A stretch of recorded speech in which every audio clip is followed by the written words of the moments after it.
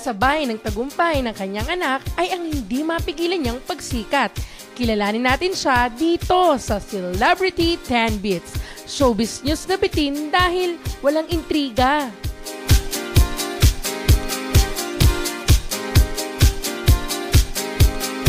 Kamusta naman po ngayon si Madam Jonicia Pacquiao? Okay naman. Happy ako ngayong araw. Excited na ako makita nila sa nagadamit na ako ng costume para sa dancing mamaya. Pagkatapos po ng mga panalong nakamit ni Manny, kamusta naman po ang buhay niyo ngayon? Siyempre, iba na sa dati. Mayaman na talaga ang pamilya ko ngayon. Nag-shopping po ba kayo noon sa Las Vegas? Oo, sobra. $26 ang binigay ni $25 ang binigay ni Manny sa akin. Bili ako ng gown na bongges yung damit para sa birthday ko. So yung sinuot niyo po nung birthday niyo, sa Amerika niyo pa binili? Lahat yung 5 damit kong bonggesyo doon sa bigas na bili ko. Ano pa pong mga binili niyo bukod sa mga bonggacious na gown? Dancing shoes ko nga 20,000 dito sa Pilipinas. Yung bag nga Louis Vuitton, mahal. Ang mahal talaga.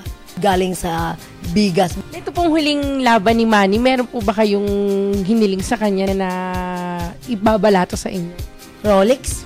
Sabi niya, ingatan mo man kasi mahalin na nga arilo katulad na sa akin mahal.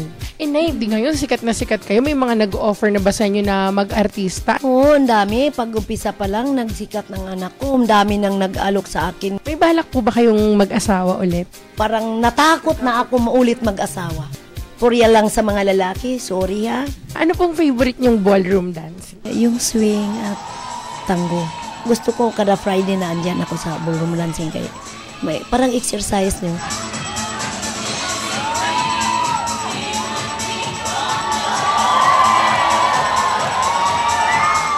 Ay, maiba naman tayo ngayon. Sikat na sikat yung video ni Dr. Hayden ko tsaka ni Katrina Halili. Napanood niyo na ba yun?